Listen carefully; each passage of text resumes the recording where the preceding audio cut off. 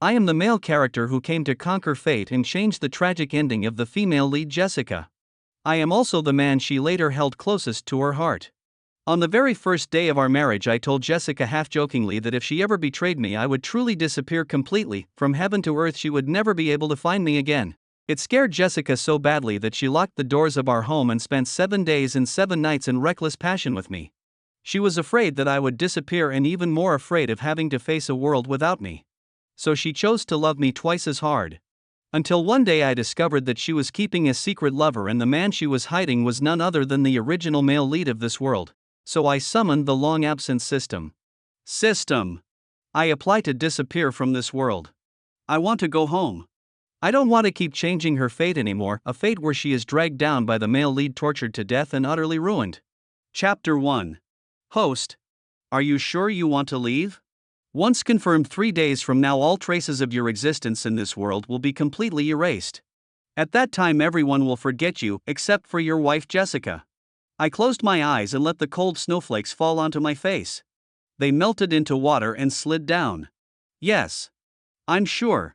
System detected that Jessica is already pregnant with the host's child. Once confirmed, the child will also be erased. Are you sure? Yes. I'm sure. Erase the child as well.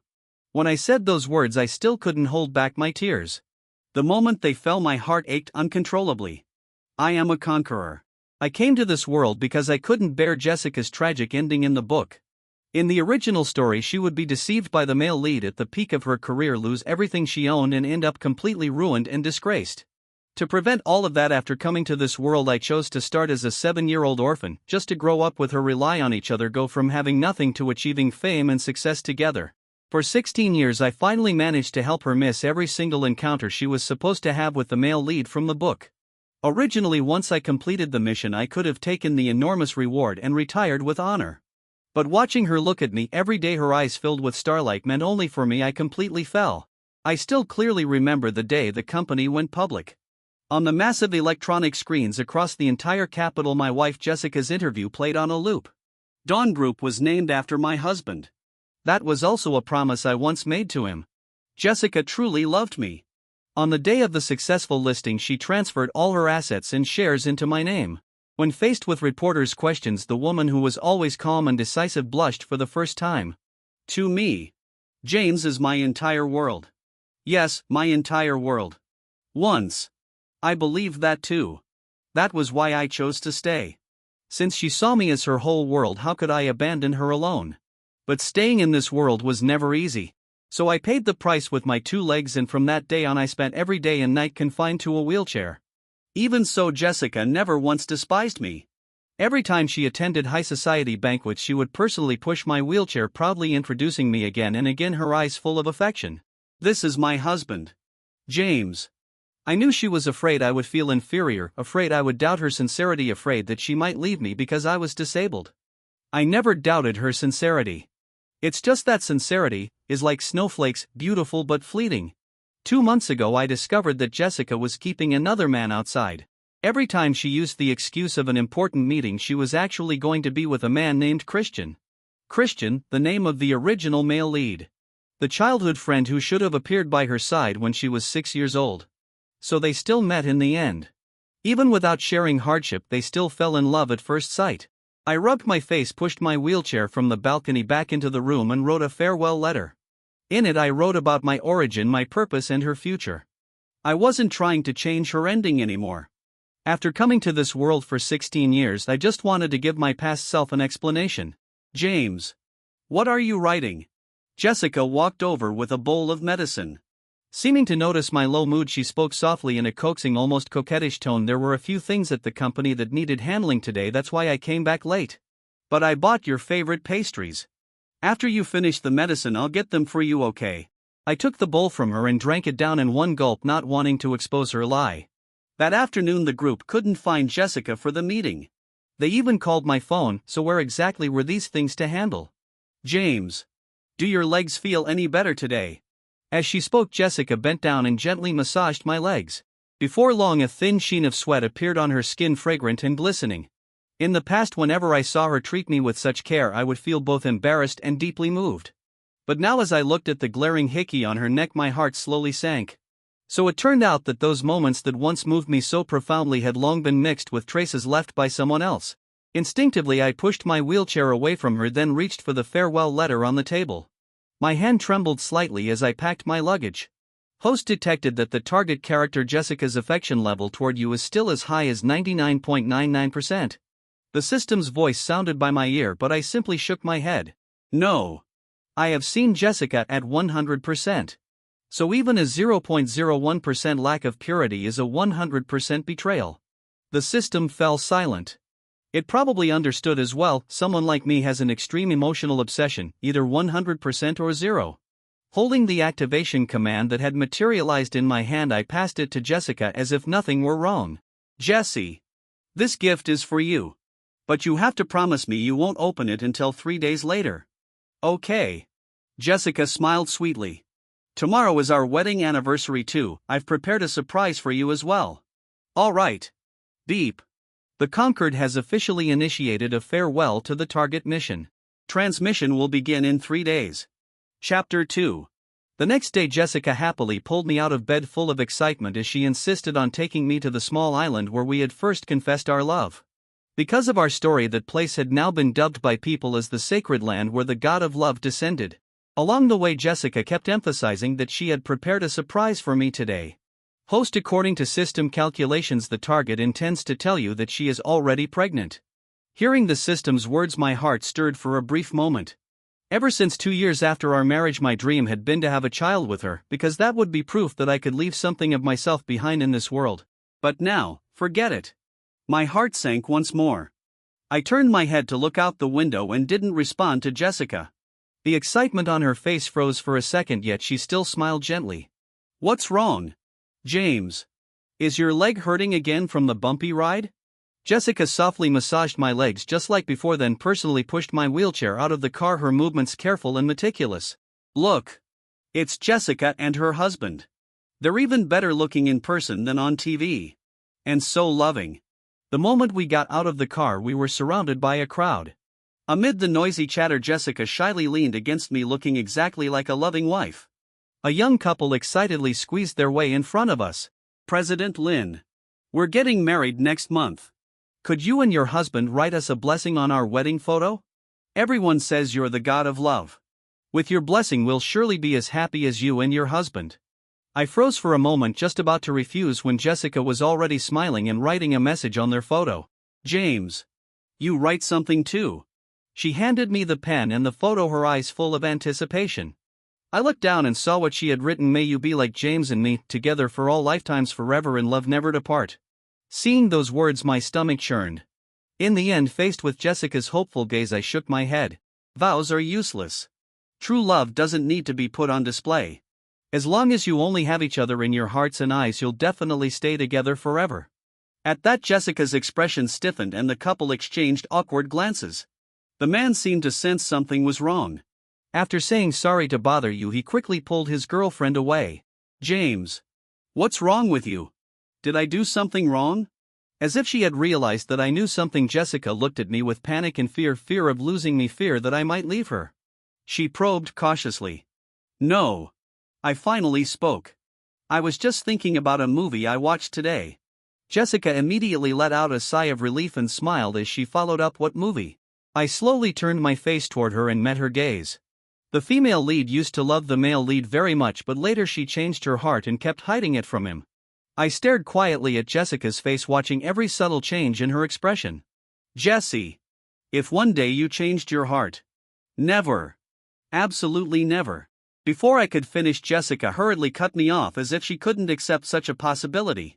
James. The person I love most in this lifetime is you. Even if all the women in the world betray someone, I won't.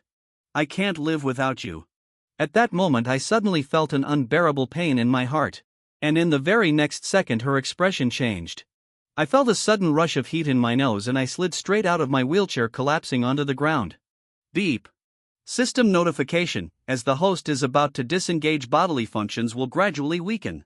Remaining time, 2 days. James. What's wrong with you? We're going to the hospital right now. Jessica's voice trembled violently as she tightly clenched my hand. Large tears fell onto the back of it. Seeing that my nosebleed wouldn't stop, she completely panicked. She wrapped me in her arms and kept kissing me over and over. James. What's wrong? Don't scare me. Let's go to the hospital right now, okay? I won't change my heart. I'll never change my heart. Don't overthink it, okay? Believe me, believe me. At the hospital, Jessica insisted that I undergo a full-body examination. A billionaire CEO personally ran around registering, fetching medicine and handling everything without the slightest impatience. Sitting in my wheelchair watching her busy figure, my heart felt unbearably sour. Suddenly someone slammed hard into me. I, along with my wheelchair, toppled straight onto the ground. My completely numb legs crashed into the doorframe, instantly bruising and turning purple. Sorry about that. Oh. So it's Mr. James. I was in a hurry to get President Lin to sign something and didn't see you. When I looked up, a figure was already standing in front of me, his eyes full of contempt. Although I had never seen this man before, from his disdain and undisguised hostility, I immediately knew who had deliberately knocked me over. Christian, the man Jessica Lin was keeping outside. This was my first time seeing the male lead from the novel. He was wearing a well-tailored suit, looking confident and high-spirited. In the original story, he and Jessica had known each other since childhood. He would go through fire and water for her. Yet on the eve of the company's IPO, he took all the money and disappeared, leaving Jessica devastated, only to rise again years later. Even so, Jessica still loved him to the point of obsession, even destroying her own reputation in the end, ultimately becoming ruined and disgraced. My appearance had changed their storyline. But clearly my attempt had ultimately failed. The story had still forced the two of them back together, just in another way. Jessica rushed over, panic written all over her face as she helped me up from the ground. Then she turned around and slapped Christian hard across the face. Christian! What are you doing? Can't work, wait until tomorrow. Didn't you see that James isn't feeling well right now? Chapter 3.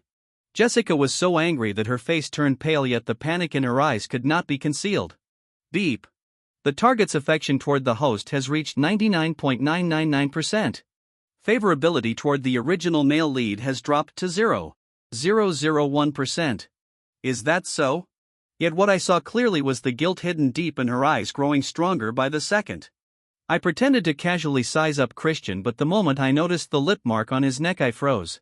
The bright red lipstick mark was exactly the same shade as Jessica's lipstick from yesterday.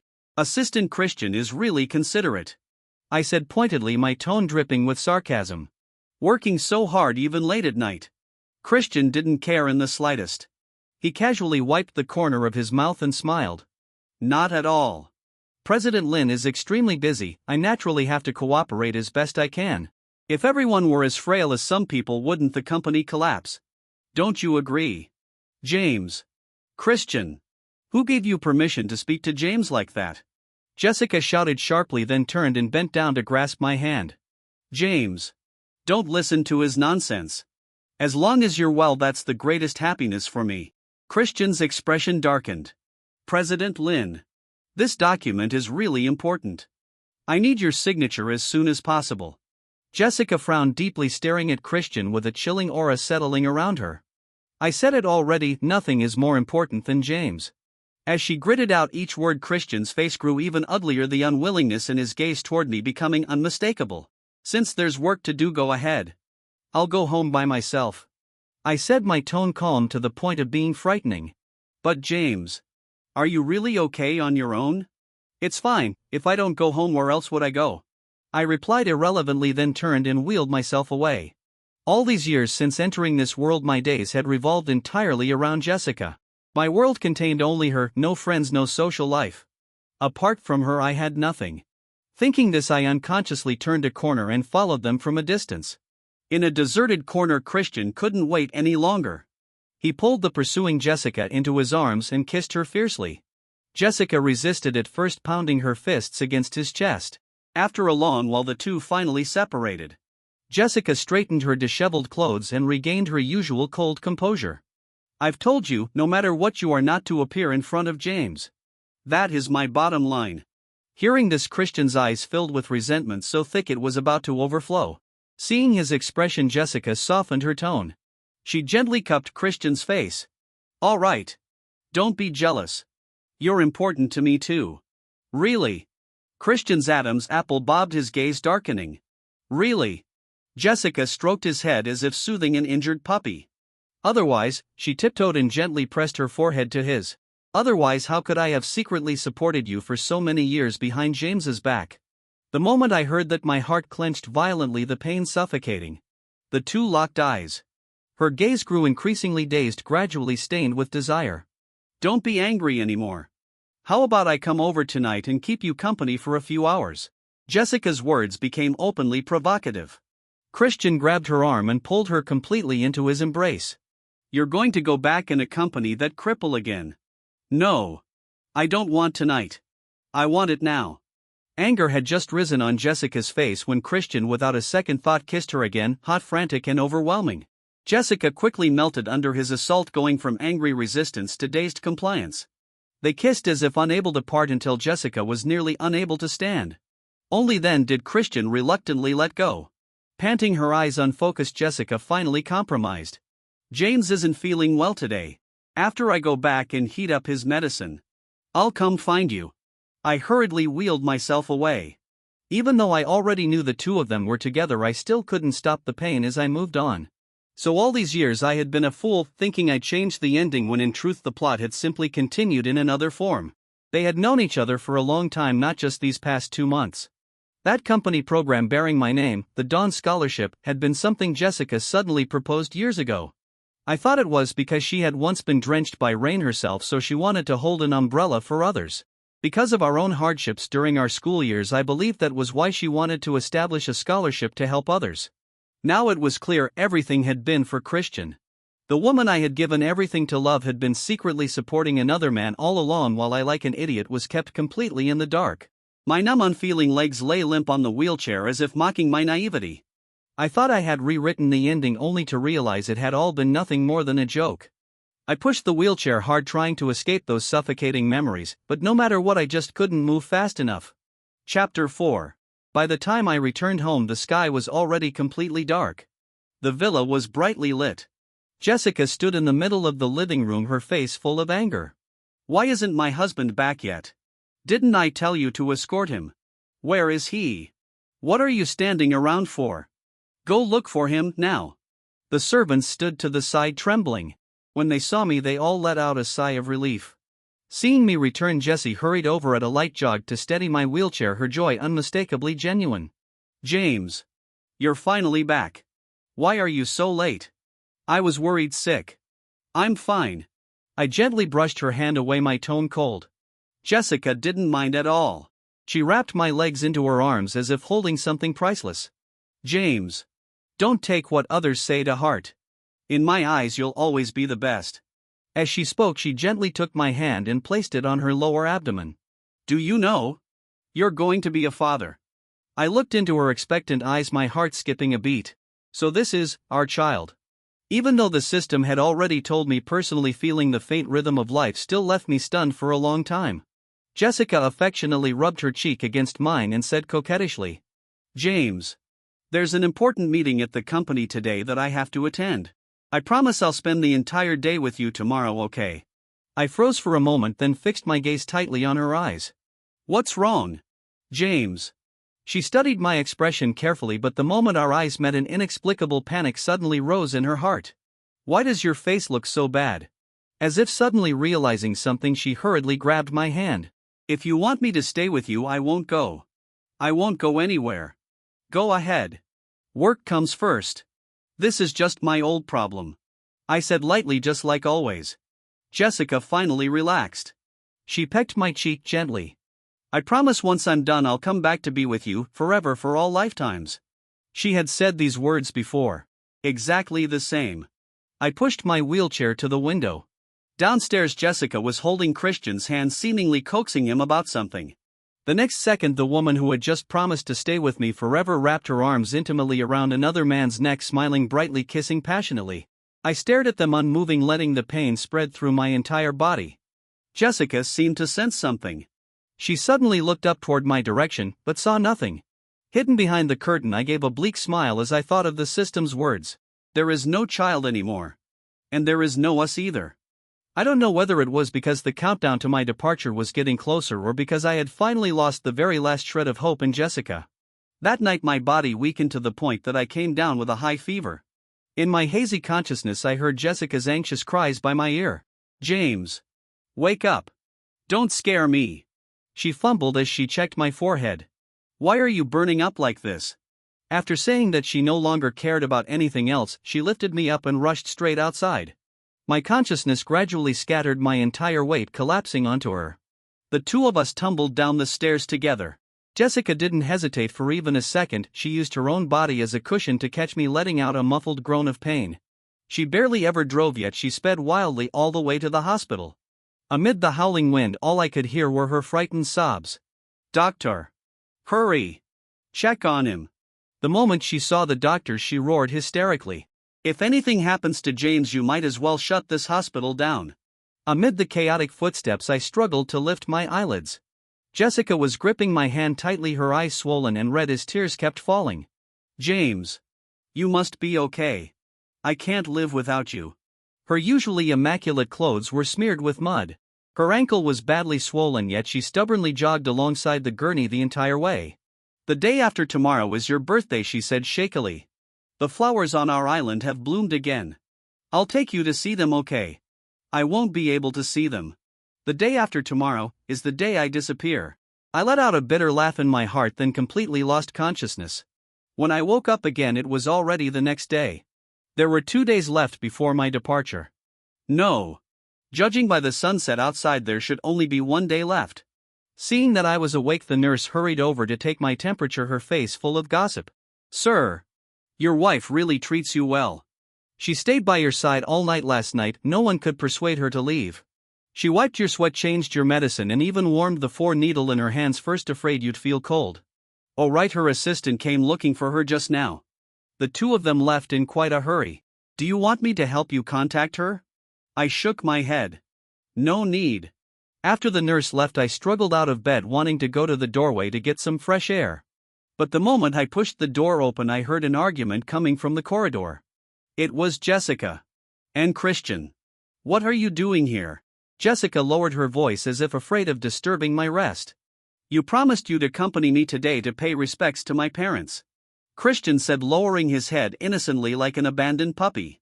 Jessica frowned impatiently. Christian was about to say more when he suddenly noticed me standing at the doorway. His expression shifted slightly. "What's wrong?" Jessica followed his gaze and was about to turn around. But Christian suddenly pulled her into his arms. "Fine. If you're unhappy, then we won't go." "Jessie. Forgive me for being so persistent. I really just love you too much, that's why I keep lingering by your side." "Christian. You're hurting me." Jessica tried to push him away with force, but Christian only held her tighter. After glancing at me, he spoke in a low chuckle, loud enough for all three of us to hear. "Jessie. You know you like me too. The way you are in bed doesn't lie. As long as you like me, I'm willing to keep this relationship hidden for my entire life." "Christian." Jessica stopped pushing him. After a brief pause, she looked up at him. Christian leaned in and kissed her again. I stood there at the doorway watching their tightly entwined figures. For some reason this time, my heart didn't hurt anymore. I wheeled myself back to the hospital room alone. Not long after, my phone vibrated. It was a picture sent by Christian. Chapter 5. The photo showed Jessica after a shower, wrapped in a towel, drying her hair. What kind of timing, location, and angle could produce a photo like that went without saying. "James. You cripple who can't even stand, do you really think you can still give Jessie happiness?" Looking at the taunting message, I silently turned off my phone and turned to fiddle with the flowers by my hospital bed. It didn't matter anymore. 1 more day and I would finally be free. In this final stretch of time, I wanted to properly say goodbye to the world. Though in truth there wasn't much to say goodbye to. I had grown up by Jessica's side since childhood. My world had always consisted of only her. After thinking it over, I decided to donate the gifts Jessica had given me to the orphanage where I had lived as a child. Let it be the very last trace I left behind in this world. With a bitter smile, I sent a message to the director. "Director. I'm going home, back to my own home. I'll trouble you with handling the donations." Then I called the lawyer and transferred all the shares and assets back to Jessica. Although in the early years I had helped her a lot using my advantage as a transmigrator, the company had ultimately been built by her own hands. It should be returned to her. This time I no longer wanted to interfere with her ending. The moment I hung up, another taunting message from Christian came through. James. I know tomorrow is your birthday. Guess who Jesse will be with? At that moment the hospital room door was pushed open violently. Jessica rushed in, her panicked voice trembling. James. The director said you're leaving. Where are you going? Her eyes reddened as she stared at me, anxious, tense, afraid. Just a business trip. I casually made up an excuse, no longer looking at her. You scared me to death. The director said you were never coming back. Jessica finally relaxed, though her eyes were still red like a startled little rabbit. Come eat something. I went out especially to buy your favorite century egg and lean pork congee. As she spoke, she ladled a bowl from the thermal container, carefully blew on it, and brought it to my lips. I took a sip, but my gaze caught the glaring hickey on her neck. She seemed to realize it too and hurriedly pulled up her collar, her eyes darting away. James. I've handled your discharge paperwork. Let's go out and get some fresh air. I nodded, saying nothing. What was there left to say? The truth was already laid bare. Just as we finished packing, Jessica's phone suddenly vibrated. There was no need to guess, it was Christian. James. There's something urgent at the company. Go ahead. I cut her off before she could finish. She looked at me, a flicker of panic crossing her eyes, something she herself hadn't even noticed. I'll be back soon, she said, no longer hesitating, turning and leaving. That night Jessica didn't come back. Soon after, Christian posted a photo of them clinking glasses together at a bar. The next day Jessica said she had an emergency meeting. Shortly after, Christian sent me a live photo of the two of them entangled in a conference room. On the third day Jessica said she had an appointment with a supplier. Not long after, Christian privately sent me a 4D ultrasound image of a fetus. James. I need to accompany a client today. I won't be back tonight.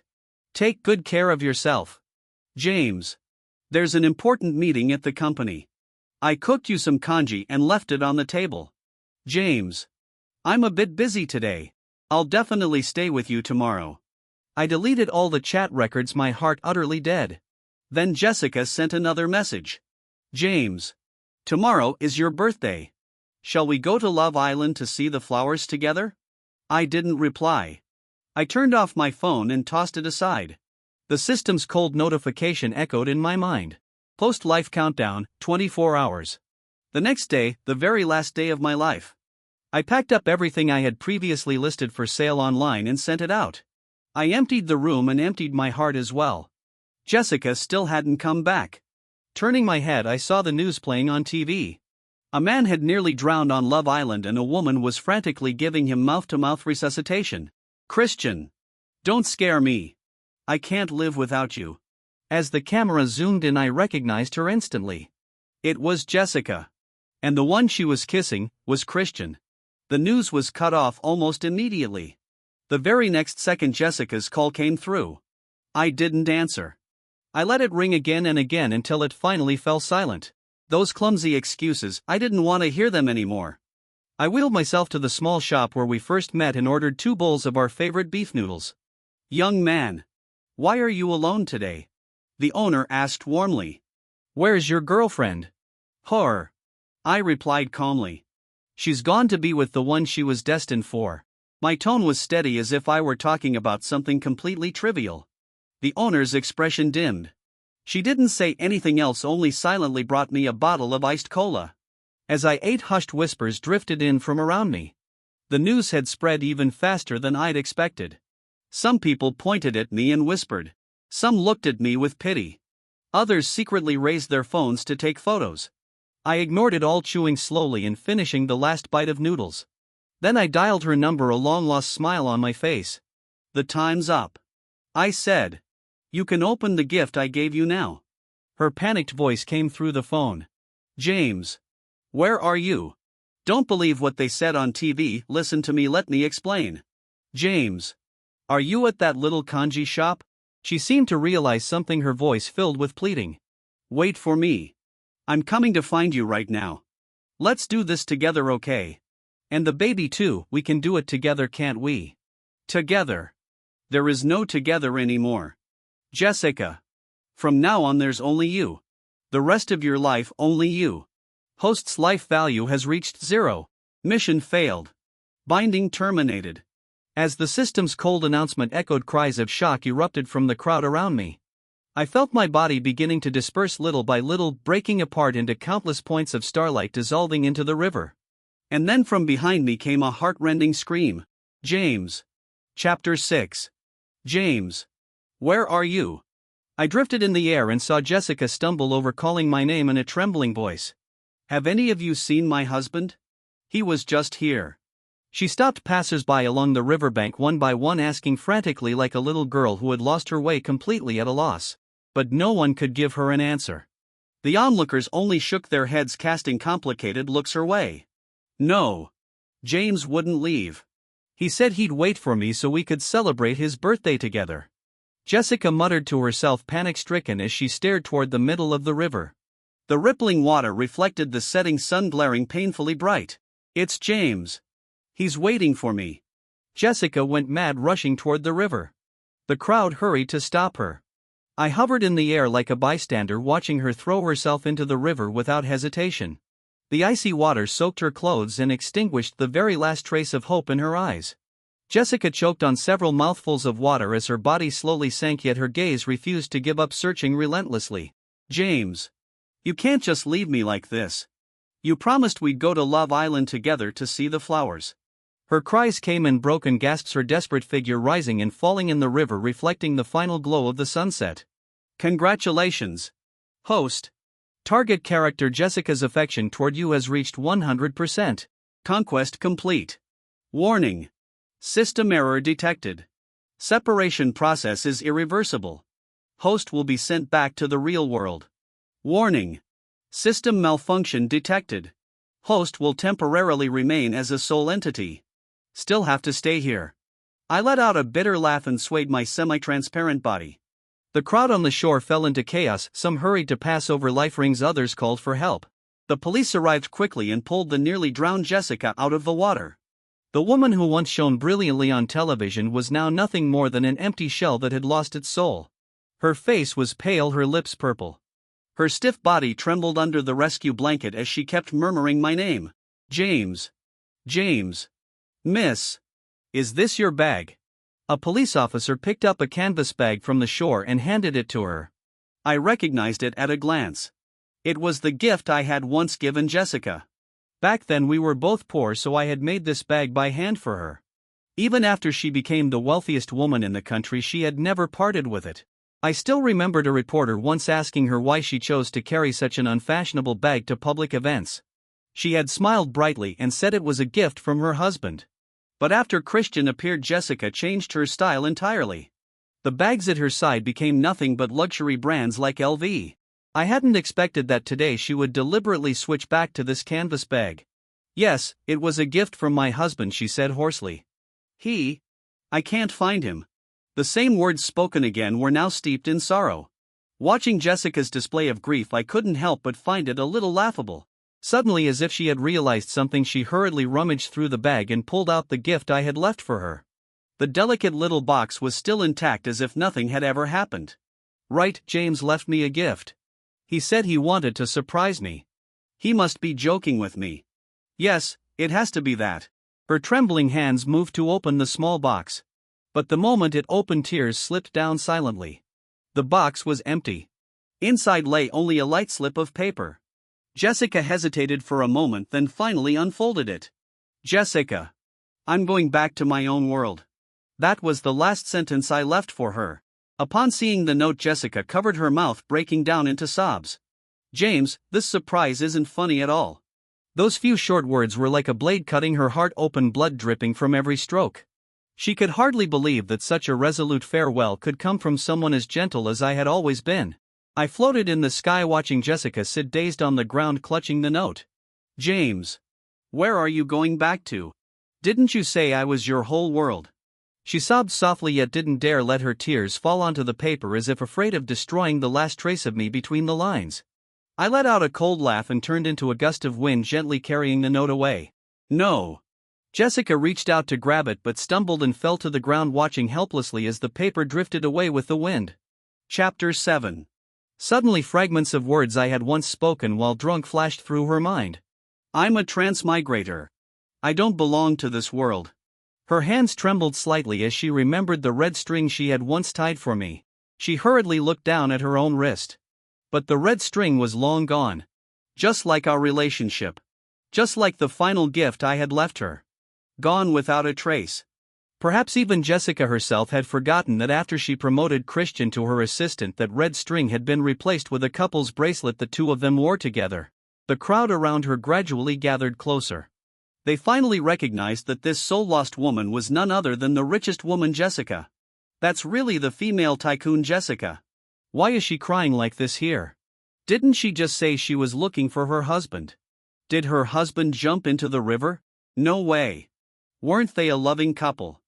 I remember seeing her confessing her love to her husband on the big plaza screen just a few days ago. What are you talking about? Didn't you see the news earlier? President Lin cheated, she's been shacking up with the man she sponsors. The surrounding chatter was like sharp needles stabbing into Jessica until her expression went blank. James. It's not like that. I can explain. James. Jessica Lin knelt on the ground, clutching the note, her voice hoarse and broken. The woman who had always cared most about her image finally showed utter disgrace in public for the first time. President Lin. What is there left to explain? I work at the hospital, I clearly saw you hugging your assistant last time. A familiar voice came from the crowd. I focused my gaze and realized it was the young couple we had met earlier on Love Island. The young man who had given me a long, meaningful look before leaving had indeed noticed something was off. Of course he did. My attempts at concealment had been far too obvious. Besides the utterly indifferent Jessica, who else wouldn't have seen through it? You even had the nerve to write blessings on our wedding photo saying you hoped we'd be as loving as you and your husband. Don't you find that ironic? I could tell your husband's expression was off back then. He must have already known. The young man's words were full of indignation on my behalf. The looks people cast at Jessica grew increasingly contemptuous. Buzzwords like manufactured persona, betrayal, female version of Shui Pingue surfaced one after another.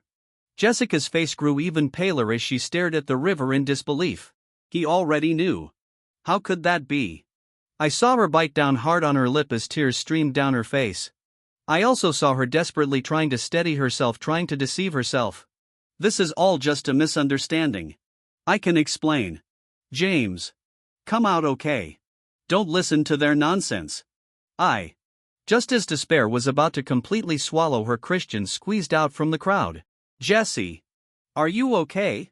Christian rushed forward and hurriedly supported the unsteady Jessica. Jessie. Calm down. Don't listen to them. But Jessica only stared at him hollowly, her pale face devoid of any emotion. TSK. Isn't that President Lin's pretty boy assistant? Yeah. The one who almost drowned on the news. And they still claimed there was nothing going on. Those whispers reached Jessica's ears. She suddenly shoved Christian away. The force sent the unprepared Christian stumbling back 2 steps. Get lost. It's all because of you that James got angry and left. Christian. You're fired. I don't want to see you ever again. Jessica's voice was hoarse-laced with heart-wrenching pain, yet watching it I couldn't help but find it a little laughable. She didn't look at Christian again. Dragging her soaking wet body, she staggered in the direction of home. Passers-by along the road kept glancing over. Accompanied by those hushed whispers, Jessica's back looked even thinner, even more desolate. After returning home, she walked step by step through every corner we had once lived in together. Yet in that familiar house there was no longer any trace of me left. The desk that used to be slightly messy was now completely empty. The documents I used to pile up casually while working had all been cleared away. The fruit plate by the bed held only the faint rotting sweetness of decay. The oranges I once casually placed there had long since lost all vitality. It wasn't until she walked into the bathroom and was stunned by the scattered medicine bottles and the medication schedule on the counter that she stopped. Jessica stood frozen at the bathroom door, her eyes locked on the empty pill bottles, tears streaming down her face. She remembered my pale complexion. She remembered how I forced myself to smile while enduring illness and pain. And her. Where had she been at that time? She had been busy entangled with Christian, ruthlessly casting me aside. James. I need to accompany a client today. I won't be back tonight. Take good care of yourself. James. There's an important meeting at the company. I cooked you some congee and left it on the table. James. I'm a bit busy today. I'll definitely stay with you tomorrow. Each perfunctory lie was like a sharp blade slicing through her mind again and again. Jessica covered her face as tears slipped through her fingers. Once I had been the perfect husband in her eyes, gentle, attentive, successful. But ever since Christian appeared, everything had changed. James. I'm sorry. I love you. She had said I love you to me countless times before. But now hearing it again. How ironic. How false. So annoying. When would the system finally send me back? I kicked the door beside me irritably. To my surprise, the door moved slightly. James, is that you? Are you back? Chapter 8. Jessica suddenly lifted her head and walked into the bedroom, her heart full of hope. But there was no one inside. Her gaze fell on the empty photo frame on the bedside table and her breath caught. The wedding photo that had once been inside the frame had been burned by me, just like the nights we had spent together in the past reduced to nothing. It was as if all the beauty and promises had never existed, as if I myself had never appeared in her life. Jessica collapsed onto the edge of the bed on the verge of a breakdown, gently stroking the photo frame. I floated in the air watching Jessica cry alone with a blank expression. Yes. We still have a child. I still have a child with James. James loves children so much, he'll definitely come back to me.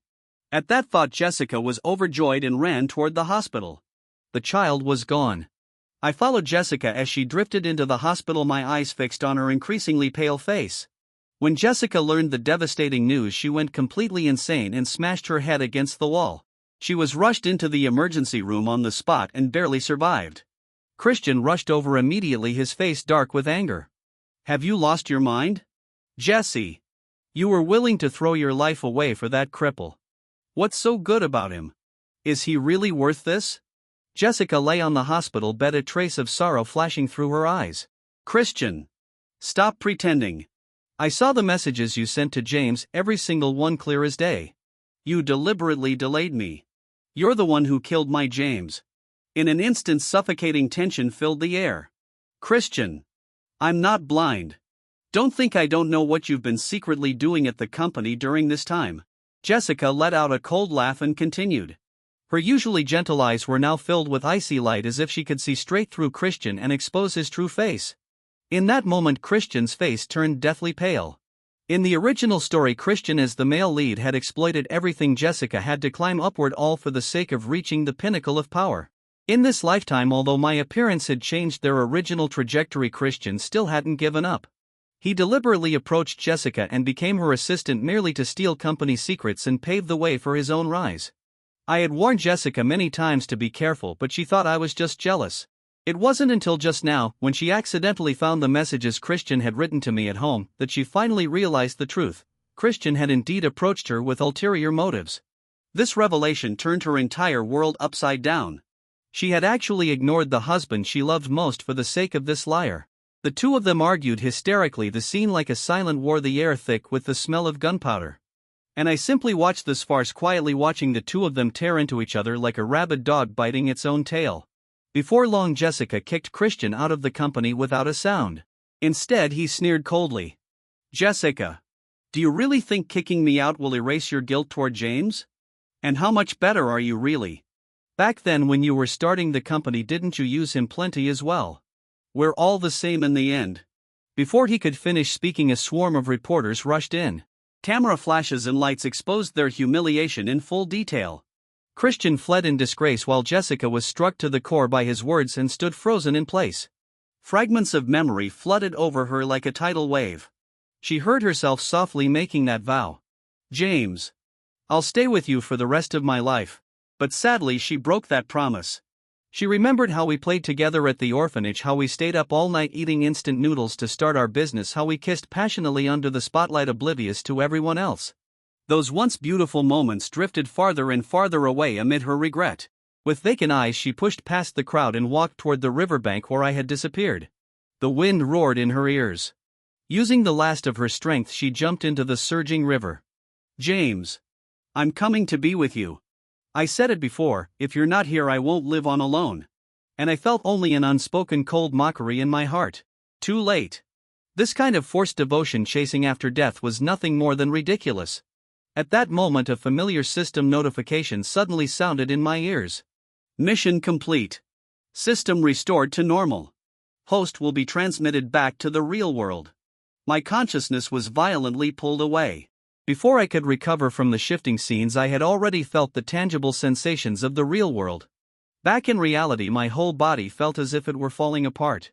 The backlash pain felt like 10,000 arrows piercing my heart, tearing at my fragile nerves every second. The system's indifferent voice echoed in my mind. Reward issued. Please check it yourself, host. I smiled bitterly. Everything felt like an absurd dream, and now the dream was over. The ending of the novel had still changed. This time Jessica jumped into the river to her death and Christian was blacklisted by the industry. Another boy sponsored by the Dawn Scholarship eventually became the new richest man. Closing the book, I lay in bed for 3 whole days before barely recovering a bit of strength. As my scattered thoughts slowly gathered, I decided to begin a new life. Chapter 9. I pushed open the window and the sunlight was blinding. On the windowsill lay the system's glittering reward, a huge sum of money, enough for me to do whatever I wanted. Using the generous bonus from the system, I rented a luxury apartment in the city center. Overlooking the brightly lit metropolis, I plunged headfirst into a new life. I didn't keep pushing myself at work, nor did I continue starting businesses. After everything I had gone through in that book, I was simply too tired. I returned to my original line of work, going to the office day after day, and devoted more energy to living. Every morning when I woke up, I was filled with anticipation for the future. At work, I came into contact with the most cutting-edge fields of economics, expanding my thinking into an uncharted wilderness. The company gave me full authority and trust. I charged forward, breaking through obstacle after obstacle as if nothing could blunt my edge. However, people and circumstances in life are unpredictable. One day after work, I passed by a bookstore. By a windowside seat, a familiar figure was sitting sideways, gazing out the window. It looked like Jessica. "James, I finally found you." Jessica rushed out excitedly and hugged me tightly. "How are you here?" I shoved her away and frowned, unable to understand how she could appear in the real world. Her body stiffened. She looked at me pitifully, and after a long pause she stammered, "James, after I jumped into the river, I saw the system. It promised that as long as I traded my life, I could get a chance to see you again. And then I was transported here." Hearing this, I was dazed for a moment. "James, I know there were many misunderstandings between us. I was controlled by the plot, I really didn't mean it. I know I disappointed you before, but I never stopped loving you. Really, the one I love is you, always has been." Jessica's eyes were full of sincerity. She raised her right hand, the red string around her wrist glaringly obvious. "I said it, I would definitely find you. Please give me a chance. Let me make it up to you. Let me keep loving you, okay?" "Ha!" I looked at the glaring red string on her wrist and felt a wave of nausea. "Traded your life for it, Jessica? What kind of act are you putting on now? When you were sleeping with another man behind my back, why didn't you talk about loving me then? And now you stand here pretending to be innocent. Pretending to be some chaste, faithful woman." After saying that, I didn't look at her again and turned to leave. Over the next few days, Jessica turned into a piece of sticky gum. I couldn't shake her off no matter what I did. She blocked me downstairs at the company, at the entrance of my apartment complex, and even outside the gym I frequented. Every time we met, she cried her eyes out, sobbing as she said she had been deceived by Christian and had no control over it. She said that after I left, she had suffered endlessly inside, filled with regret. "James, are you angry with me? Do you blame me for not protecting our child?" "I'm sorry, it's because I'm useless. Let's have another child for you, okay? I'll give you many, many children." Jessica cried even harder. The woman who used to be proud and aloof now looked like a homeless dog, wagging her tail and begging for mercy. Jessica clearly misunderstood my smile. She escalated her efforts, sending me all kinds of gifts I used to like. She even knelt at the door of my apartment, crying and begging me to open it. Neighbors poked their heads out to watch the spectacle. I felt like a monkey on display, embarrassed and furious. Completely fed up, I simply changed my residence and cut off every possible way for her to contact me. I thought I had finally escaped Jessica's entanglement, but I underestimated this woman's madness. The next night, I returned to my apartment after working late. The place was pitch dark. Just as I was about to turn on the lights, someone suddenly hugged me tightly from behind. "James, I knew you wouldn't really abandon me. Jessica's voice trembled with sobs, her warm breath brushing against my neck. Disgusted, I shook her off and turned on the light. Seeing her pitiful expression only made me more irritated. Jessica, what exactly do you want? With a thud, she dropped to her knees in front of me, tears streaming down her face. James, I can only stay here for 5 days. I beg you, give me one chance to make it up to you, okay? Even if it's just to let me celebrate one birthday for you. She cried even harder, rambling incoherently about how she had been controlled by the plot and how there was only me in her heart. Looking at her like this, I felt nothing but revulsion. Get out, I don't want to see you again. I pointed at the door and shouted harshly. She refused to leave, continuing to kneel there and cry. I dragged her to the doorway, shoved her out forcefully, and slammed the door shut. Over the next few days, Jessica still refused to give up. On the first day, she prepared a loving breakfast imitating what I used to do, but I didn't even glance at it and threw it to a stray dog on the street. On the second day, she said she wanted to have a candlelight dinner with me, but I claimed there was an important meeting at work and stayed in the office all night. On the third day, the last day, Jessica tearfully brought in countless fresh flowers, filling my apartment to the brim. James, doesn't this look like the flowers on Love Island? Didn't you promise me we'd go see them together? She cried while video calling me. I impatiently hung up. Too late. The flowers on Love Island had long since withered. In the second before the call ended, snowflakes began drifting down outside the window. I saw Jessica turn into specks of starlight, just like I once had, and disappear. This dream was finally over.